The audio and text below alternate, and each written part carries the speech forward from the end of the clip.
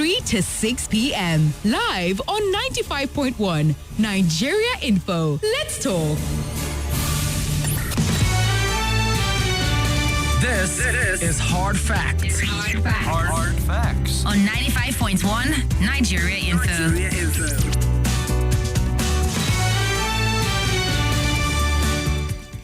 It's 11 minutes after 3, and you are welcome to Hard Facts with yours truly, Kimberly Wachiko, the Oracle, the Digital Oracle, OTF, the Fellow, Ochanya One, Madam Speaker, and I'll say yes to them all. I'll be here till 7ish and would have a fantastic time together. How's your day going, though? Is it going great? Awesome, fantastic. I mean, Thursday's here before you know it, Friday around the corner where you get to rest. But I know you're not tired. You're not one of those who are saying you're tired, yeah? You're still giving your best to the week, and then you get your time off to rest. Besides, you had a day unplanned holiday during the week. Like, you're just minding your business, thinking it's the last public holiday of the year, and bam, one was presented to you.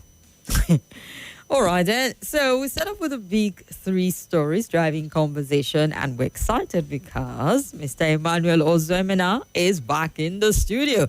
Emmanuel Ozoemena is a public policy consultant, and he's a communication specialist and a public affairs commentator. He's here with us to look at some of the big stories. Good afternoon, sir, and thank you so much for making it. Good afternoon, Kim. Good afternoon, Victor.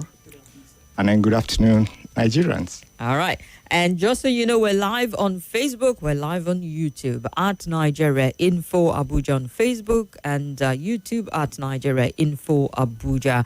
And don't forget to tweet at us, or yes, on X at Nigeria Info ABJ. That's our X handle. I would be looking at X to seeing your messages and reading as many of them as possible. Now, let's get started with the story. And we're going to come up with one coming from the court, a high court of the Federal Republic of the Federal Capital Territory, I beg your pardon, sitting in Maitama, has declined to grant a request by Yaya Bello, former governor of Kogi State, to travel abroad for medical attention. At the resumed hearing on Thursday, Marianne Aneni, the presiding judge, ruled that a court could not consider the application seeking release of the travel document since the passport is not before it. Bello, through his counsel, Joseph Daldo, a senior advocate of Nigeria, had filed an application dated 20th of June seeking permission to travel outside the country for medical treatment. The request was argued at the last sitting on the 8th of July. However, EFCC, which is prosecuting Bello on allegation of corruption, filed a counter-affidavit opposing the application. The anti-graft agency argued that granting the request could stall ongoing trial proceedings and described the motion as an abuse of court process.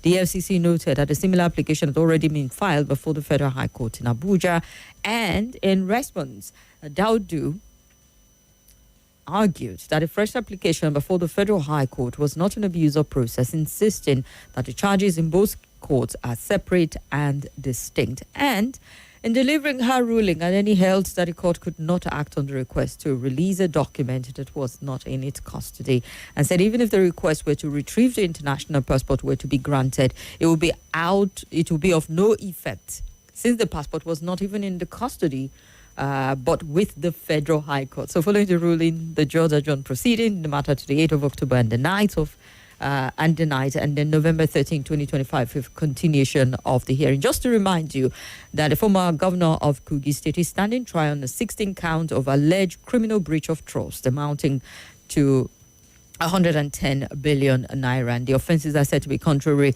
to Section 96 and 311 of the Penal Code, Cap 89 law of Northern Nigeria, 1963, and punishable under Section 312 of the same law. So apparently, for now, it looks like they would have to find another way around it. But you know, why was there? I mean, you're looking at the cable, and if he wants to travel for medical attention, he was strong and healthy enough to get married to a fourth wife, because the cable has it. Yaya Bello, the former Kogi State got the fleet to Hikma, his fourth wife. The private ceremony in Abuja on Saturday was attended by close family and friends.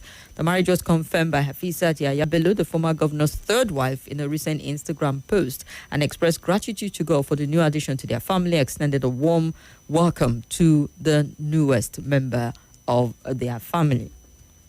Well, I think the issue before the FCT High Court was Yahya Bello requesting Travel for medical. for permission to travel because he's under trial. So for him to travel out of the country, incidentally, his passport is already been kept by the Federal High Court. So he was simply asking for permission to travel. So if it's granted, it means he now goes back to the Federal High Court where the Passport is being kept to also argue. So he has two arguments. That's why they have two different processes. His lawyer, Daoud SAN, is saying, look, it's not an abuse because there are two courts that this matter is pending before. So the two presiding judges have to give their permission before he can undertake that trip. Yeah. But again, the issue of his wife is not the matter before the court. It's not a matter before the court, but I'm saying he wants to travel for medical attention. I mean, we in Nigeria, we're putting 2 and 2 together. Even though it was a private wedding and it was a small one. Like, No. Strong It's enough not even, again. it's his private matter. I agree. Yeah, that is not what is in dispute before the court. The issue is... And the court would definitely not consider it. No, that's why. So it's immaterial. That, like lawyers I just thought to add it out. The third wife has announced to us that but his religion allows him up to I'm not contesting that. Which is what he has done. So he's fulfilling faith. No, the thing is, he's fit enough to marry a fourth wife. Oh, no, perhaps women or a wife may also be a comfort, may also be a healer or whatever it is. I see. That's part of the role women do. If you remember, why does he want to go abroad? Then? Abraham at old age, because Sarah had died. They brought a wife for him to take care of him. So women are nurturers. So they are comfort. Okay. Yeah. I agree with your argument on that. The woman is helping his health. Perhaps now that the court has said, well, passport is not even with us. This is your stuff. Even the EFCC, the woman will nurture him. But let's look at why he's receiving the nurture at home from his fourth wife and hope he's strong enough and not having the need to go abroad. But it brings us back again. Yeah. To when we have either a former member or, a politician or politically exposed person or Nigerians who are going through certain trials in the country, all of a sudden you get the sudden need for them to want to go. I haven't seen one case where they're going through a major trial in the country and there's no urge to want to go abroad for medical treatment. To look at a lot of things. I mean, why is there always a need to want to go outside the country for that? And then when are we going to get to the point where people would invest in Nigeria? We're looking at a 2-time governor. Didn't build a hospital in Kogi State that is worthy of receiving medical care for. Now he wants to go abroad for medical attention. I think the issue of medical tourism is an old debate in Nigeria. Basically, what should we be asking? Maybe the debate isn't fierce enough because apparently nothing is shifting. It's been fierce enough. I can remember if you reflect your mind back to 20 years ago, the debate has been there because virtually political office holders would have reason to travel. And most of the time they say, we're traveling for medicals. Yeah. So the question to ask is, can't we elevate the health system in Nigeria to such an extent that I do not need to travel because whatever I would get in Dubai, whatever I would get in Egypt, whatever I would get in the United States, UK, in Saudi Arabia, or whatever, Germany, is here. It's the same service. The same doctors, in fact, medical training globally is the same. That's the truth. And then you also have Nigerian doctors working virtually in every part of the world. So what don't we have? 3 things. First is that we don't have a system. The health system in Nigeria is weak. That's one. Then 2, the infrastructure. It's still an indictment on the government, all level of it. If the medical, whatever institution in the country is weak, lack of the commitment to fix it. I mean, the last administration, we had the president was talking about revitalizing 10,000 primary healthcare centers. They didn't go past a few. After the razzmatazz around the few for the federal capital here, I mean, very few states picked it up. Nothing much happened. Then again, the remuneration for medical personnel is also poor. So what do we need to do as a country? First of all, we need to admit that the medical system in Nigeria has failed. That's one. That admission is the first thing we need to do.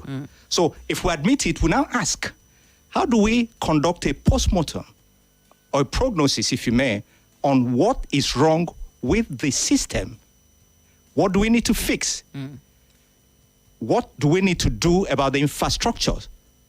For instance, I was sick at a time, and I couldn't use my leg, and I needed to get up to go and to take a lab test, and you can imagine there are no lift in the hospital. Wow. And then your legs are not working. So you ask yourself, what a system can subject people to that type of hardship? You are unable to use your leg, and you are unable to climb to take up. So why would you put up a lab Up there. upstairs? So it's a system There's no problem. ramp, nothing. So it simply means it's a systemic problem. So most of the times when we argue in public debate, we're actually treating the symptoms. Because somebody would have had a sense and say, look, a pregnant woman who needed to take for instance, a lab test, can she climb? If she can't climb, don't we need to put a lift? So the entire system, what we need to do, sit back and say, look, what is wrong? You have 235 million people. So what should be the ratio of one doctor to patient? At the moment, it's one doctor to 10,000 patients. That's the current data. Outrageously outside the boundary of what is recommended. So that's the current data. So it means that we don't have enough personnel. I mean, a few years ago, one of the ministers was saying, look, they can go, we have enough. You remember? I do recall. So the question is that, how much is enough? Can we take a roll call of the people who have been trained by the Nigerian medical schools across Nigeria? What is the number? That's one. Then where are they? How many are in country and how many are outside the country? When you take that data, it's going to give you the proper ratio of people who are in practice. In fact, there are also doctors who have gone to do other things. So you've lost them. I mean, we have doctors who are influencers right now because apparently you can make more money off of it than having to be boarding with so many people. On social media. Yeah. And he will call himself a social media doctor. Yeah. So the point is that I think what we need to do is the first admission that we have failed as a country in terms of medical system. It's a system. They are interconnected from curriculum training to infrastructure and all that. So after we do that prognosis, we now ask, what next should we do? How do we fix it? So the answer is not we are going to put 100,000 or 200,000 or 1 million primary health care. So what is the state of those primary health cares? All right, we'll talk about that after the break. Stay with us. News and sports after this. This.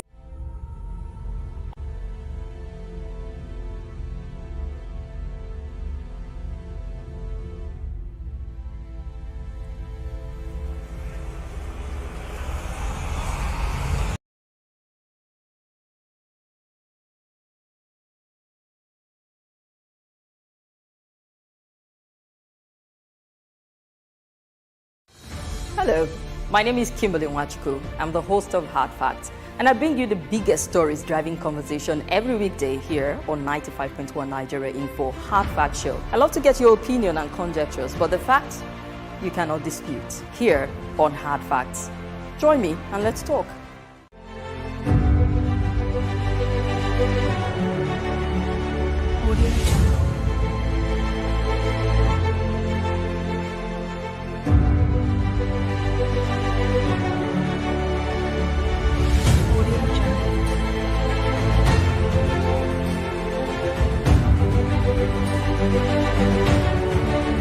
This is Nigeria Info. Nigeria Info.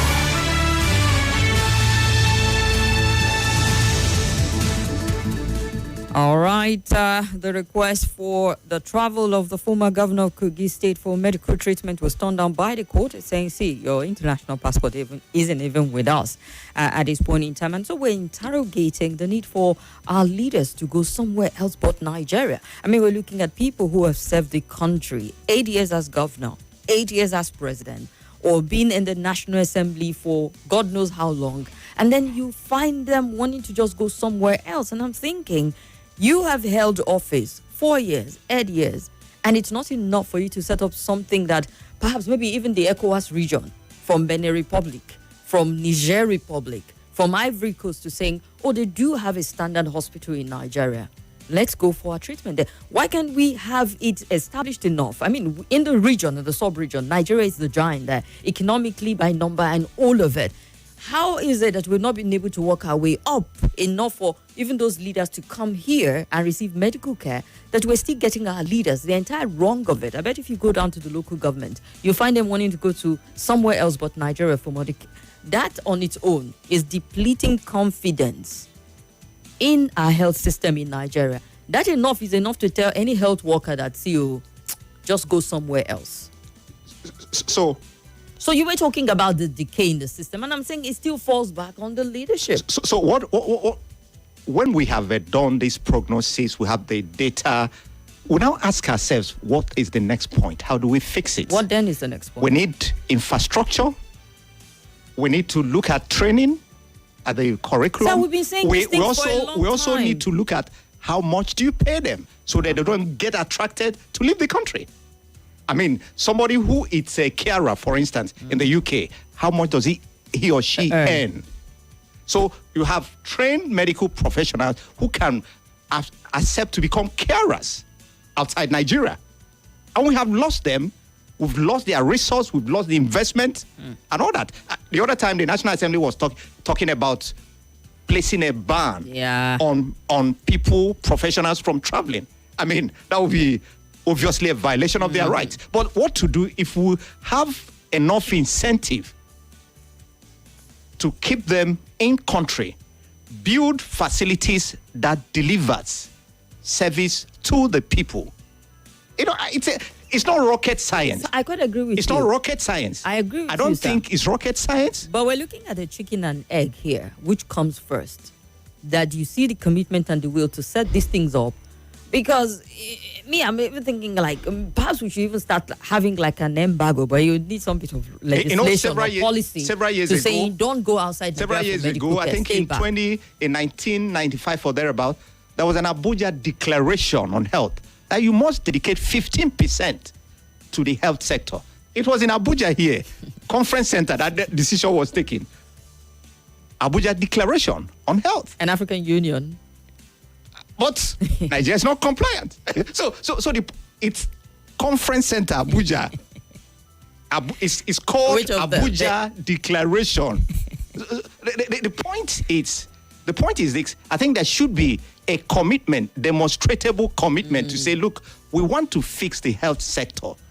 We want to ensure that we have our doctors who are trained, even those trained abroad, attract them. If you have enough incentive, they are going to come here and work. So the point is that I'm sure we've not, perhaps because I mean, for the privileged class, they say, look, I can go there, go to the UK, Dubai, or whatever, and get whatever health. So perhaps that's why that incentive is not there to ensure that we fix the health system in Nigeria. The leaders are like the face of it. And they're the ones who are going to build this institution and build the confidence in this area. If we have them start, for example, I mean, the former vice president, he had his surgery in Lagos. That's enough to just, build the confidence around that, maybe for that particular clinic itself. The point is, like I said, medical training globally is the same. I mean, there's no super training for a doctor who trains in the UK or in Germany or in the US or wherever. It's the same. And you have Nigerians everywhere as professors of virtually in every part of. So what is the problem fixing the system? Perhaps we'll start with a ban.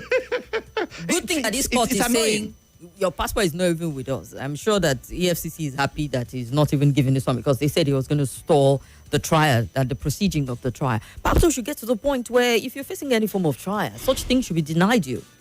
No, well, health comes first. And then somebody, perhaps, the sir, argument is I simply agree. this, Well, that the man must be alive to be tried. We have a national hospital, don't we?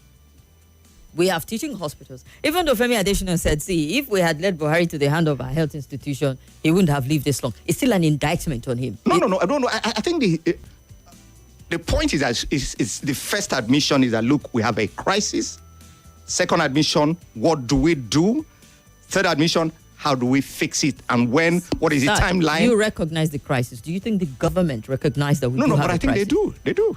Oh, they do? I'm sure they do. Even it's even obvious to the blind that they do.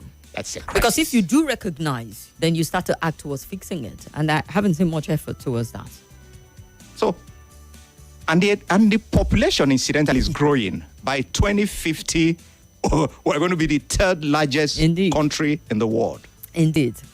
All right. So this pesky little problem persists, where you have people who have held office, and they had the power and the means while in office to actually set up something enough for them to say, okay, I was governor for 8 years, or I was president for this length of time, and I built this, and I'm confident that we have the best hands to manage it, and we have the best equipment to run it, and I can go there and receive my medical care. I mean, what other endorsements do you need for the health sector beyond the people who have held office, committing to it, and investing in it by also receiving that medical care? That has to show that indeed you know that there's a crisis in that sector. But we'll leave it at that, Mr. Ozoemena, and move on to another one. Former Ekiti State Governor Ayodele Fayose had amala with some structural engineers the other day and was celebrating and grateful that on Wednesday he was discharged of 6.9 billion fraud charges by a federal high court sitting in Lagos. Following the judgment, an emotional Fayose broke down outside the courtroom as supporters celebrated the victory. And shortly after the ruling, Fayose knelt outside the court premises and thanked God for what he described as vindication. He was seen wiping tears from his eyes after hugging his lead counsel and exchanging handshakes with members of his legal team. Fayose also embraced the counsel for Spotless Investment Limited, Mr. Olalekan Ojo San, who had joined in filing the no-case submission that led to the acquittal. And at one point, the former governor broke into a jubilant dance, chanting, "We now, oh, we now," as he walked out of the courtroom. And Justice Chukwu and Eke had earlier upheld the no-case submission filed by Fayose and his company, Spotless Limited, ruling that the Economic and Financial Crimes Commission failed to establish a prima facie case against them. And EFCC is saying, nah, we're going to appeal this, and they're well within their right to do that. As Wednesday said, the Economic and Financial Crimes Commission said it was preparing to appeal the discharge and acquittal of former Ekiti State Governor Ayodele Fayose in its 6.9 billion naira money laundering case instituted since the 22nd of October 2018.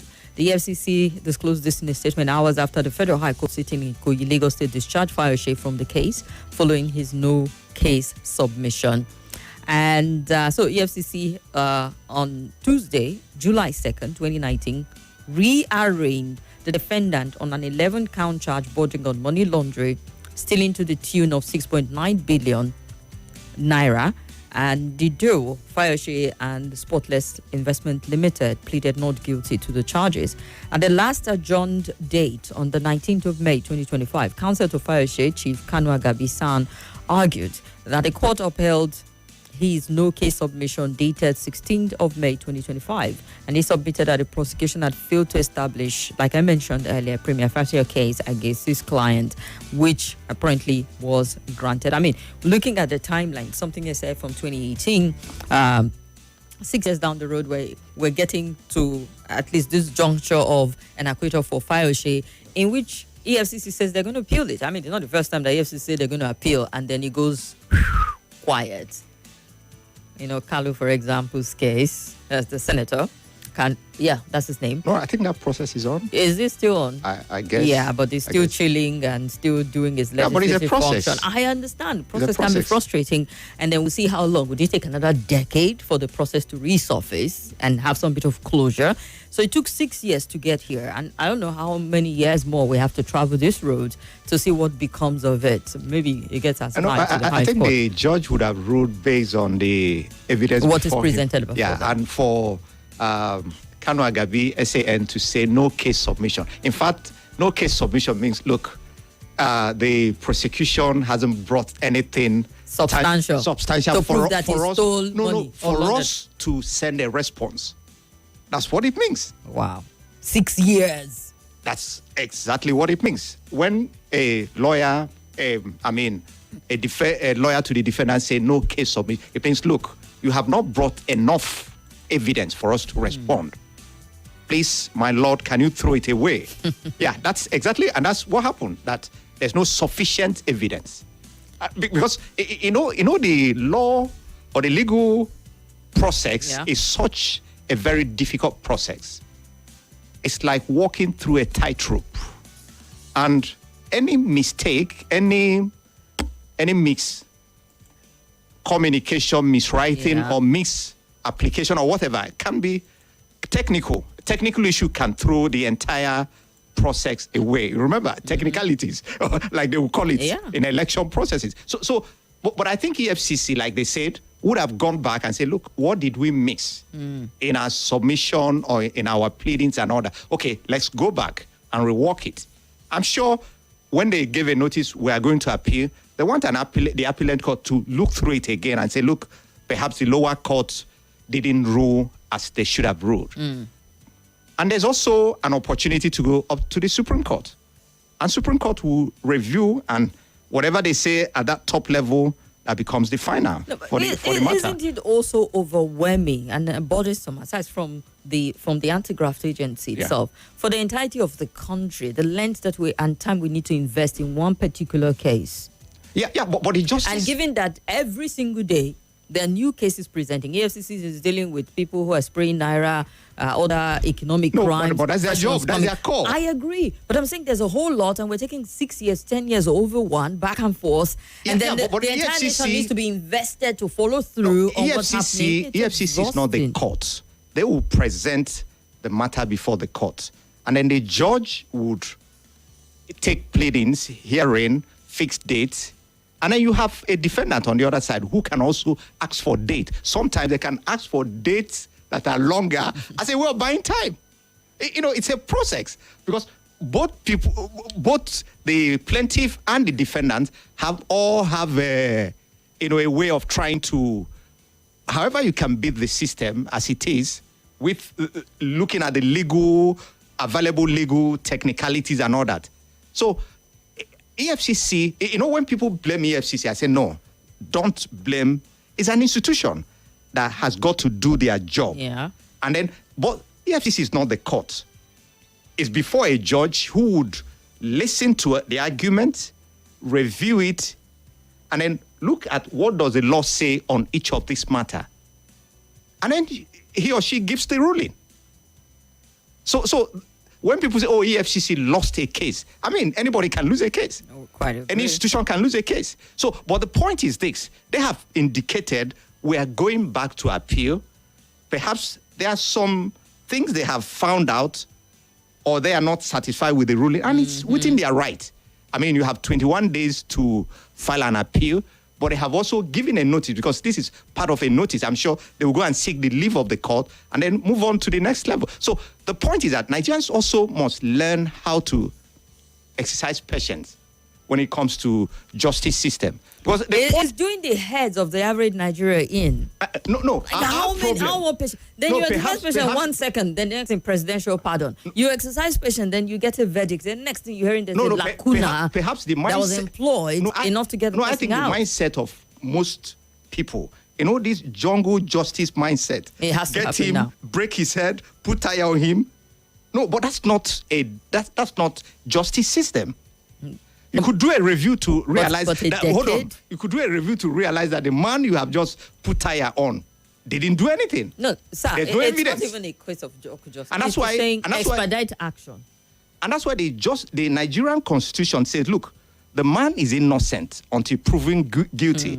So they are giving the man a benefit of doubt. So it's a process. But most times, Nigerians naturally we prefer jungle justice. Get him, break his head, break the bottle of his head. But that's not justice.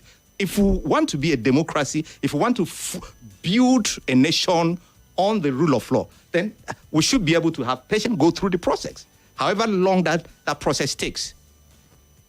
But so long as, at the end of the day, justice is served, for me, that's my reaction to it. But EFCC have indicated, and let's see how it happens at the appellate court. Yeah, we're going to find out in a few more years, apparently, because it takes years for this to go. But I'm sure they're going to put out their appeal recently. For now, Fayose is enjoying his amala and then dancing. And I saw the party, amala party. He also says something, that they also love to have a clean slate. Because everybody knows that it still looks bad on you and bad on your record, no matter how the brave face you want to wear. Absolutely. That if you do have an allegation on you, it makes you look bad. It makes you look like a criminal. Absolutely. I often wonder if I walk Ganduje's shoe for 1 second, the allegation hanging over his head of Gandola.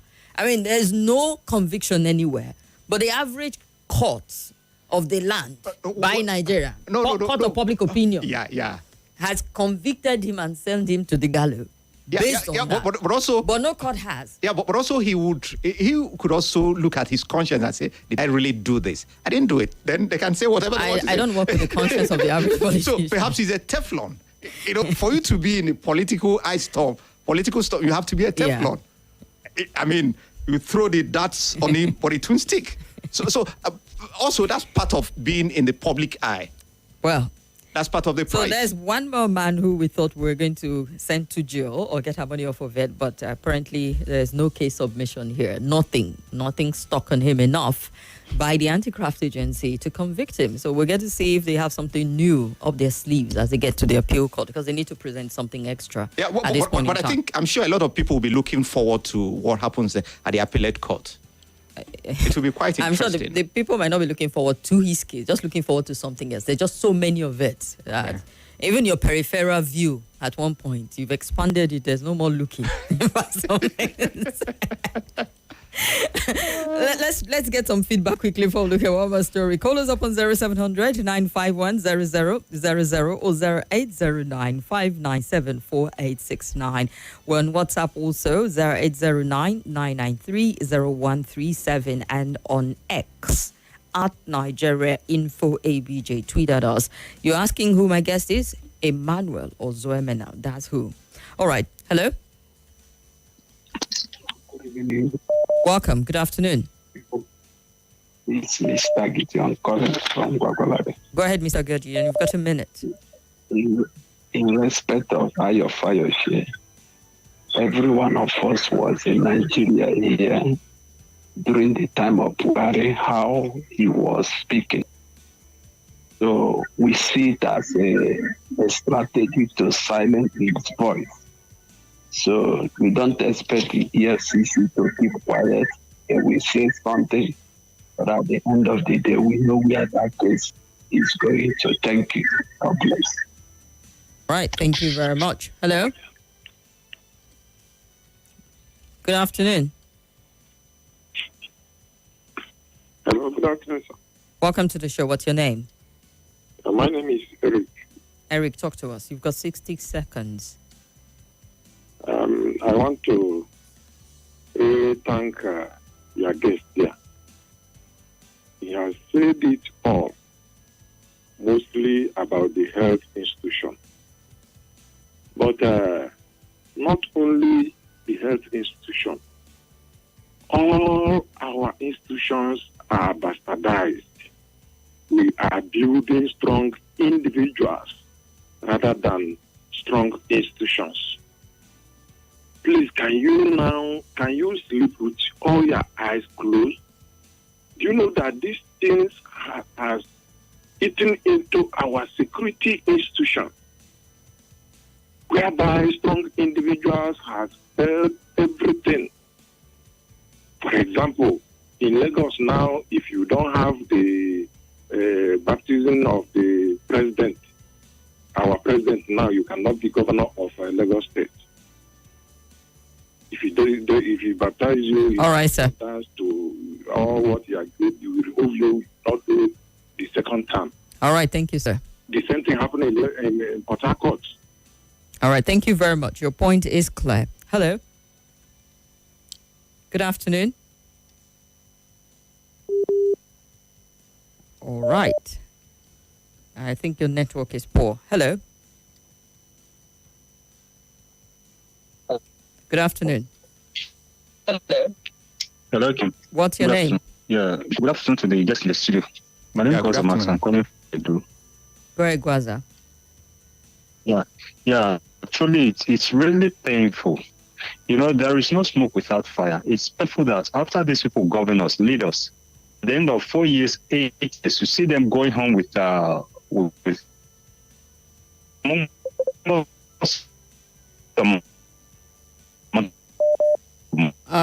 would have to drop your call. The connection is really poor. We can barely make out what you're saying. Hello. All right, I see the WhatsAppers are having a challenge connecting this afternoon. Hello. You might just send the tweets after all. Hello. Hello. Yes, sir. Good afternoon. My name is Adola Victor from Bisalagi. Go ahead, sir.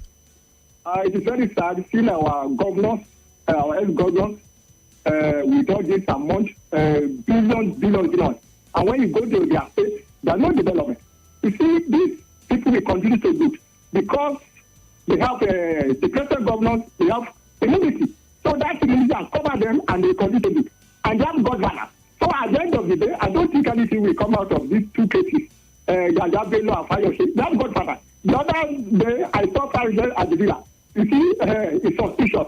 Then Yaya Bello has godfather at the top. At the end of the day, they will just study that money and maybe they will enter into plea bargaining and nothing will come out. And this government will continue to do that thing and continue to establish their people. Thank you. All right. Let's hear one more and see if our guest would have any response to some of the thoughts that have come in already. Oh dear, all the phone lines just went off at once. Sorry about that. Hello. Hello. Good afternoon. Okurara. Welcome. Good afternoon. Good afternoon, our guest. Yeah, good afternoon. Thank you, sir. This is another caller from Niger State. Just want to take over for the masses. I want to ask a question. If somebody contested for a governor or for president, you rule for 4 years. After 4 years, you cannot do anything. You cannot be commoners. And you still contest again and win. How come about your winning? You understand? Your children are schooling abroad. When you have a headache, you fly to abroad. To me, do we need an angel to tell us that this will have failed? It's because I know at times it goes by evidence. The angel needs to interpret to the judges or to the lawyer that this will have failed. This is weapon. Thank you. God bless Nigeria. All right. God bless Nigeria. Hello. Hello. Good afternoon, my sister. Good afternoon. Go ahead, Chinedu. I want to talk about Yaya Bello. That court in Matama. The back of that court is Matama General Hospital. Let the magistrate direct him to there. That back of that court is Matama General Hospital. Direct him for what exactly? To do what's there exactly? He says he wants to go to the outside country, medical there. So you should go to Mesama Hospital? Yes. I see. Yeah, the Yaya Bello, let the magistrate direct him to back of that court. All right, thank you very much. I appreciate it. I'm sure he's well aware that there's a Metama hospital before he requested for a treatment outside the country. London, France, maybe, at this point in time. You were scribbling something down, perhaps a comment from but I think, Nigerians usually, when they say, look, we need strong institutions, we need to rehabilitate the health institution such that you can walk into any public hospital. I mean, that should be the epicenter of treatment citizens should have access to. I mean, you can walk in, whether it's primary health care, general hospital, or whatever it is, and get proper care. Yeah. Diojo says there's a need to declare a state of emergency on the health sector. And Lotana Kwe says, my sister was your classmate in school. Good to know. And Dio went on to say the government needs to set their priority right. Highly unfortunate that our health system is not working. Chigozi Unwodo says, did you invite Reno to the studio? Does our guest, Emmanuel Ozoemena, look like Reno Mokri to you by any stretch? That's ridiculous. They just have similar beards, but that's where it ends, I tell you. All right. So, Ozoemena, we're seeing a defection galore happening right now. Yeah. Atiku had the big one yesterday, even though they're saying they leaked it, it was not supposed to come out just yet. We've seen Dele Momodu himself say goodbye PDP. We don't know where he's off to. We have seen what's his name? I think there was also another major actor that defected from the party. I'm trying to find his name now. Who dumped PDP also just recently. Forgotten, but we're getting to see them. They might not be the big player just yet, aside from Atuku, who is one of the biggest player. But there's also that speculation that some governors from the party will be leaving. We haven't seen it yet, but you never can tell. After Delta and Akwa Ibom, anything can happen. Say what, in Nigeria. And, it makes things quite interesting what dimension things will take as we get to the polls in 2027. Because already it's looking like it's going to be a two-horse race between the coalition and the ruling party, because PDP is emptying itself out. Yeah. Labour Party is dealing with so much internally. They right now officially do not have a face as it stands. So it's how much weight and how much the coalition is able to resolve all the people who are interested in being president within their camp to the ruling party that is swelling up, taking in a lot of the former big parties, and who knows how much more of the other parties they're ready to mop up at this point in time. I know you don't have a crystal ball in front of you, but how do you see this playing out? You remember the last time, I think last week or so, we talked last about week Thursday, we did. We talked about the changing face of the coalition. Coalition, like I had always maintained, come up in every election cycle. Yeah. Sometimes they are big, sometimes they are a little bit, a few people or parties come together. But I think 2027 will be interesting. We have 18 months to the election day. From today is 18 months. In 18 months' time, February 15th or thereabout, 2027, the election day would have happened. So, and 18 months is so small. By February 2026, the calendar for the 2027 election cycle will be out. So what it means is that the political actors across board are all trying to say, look, let's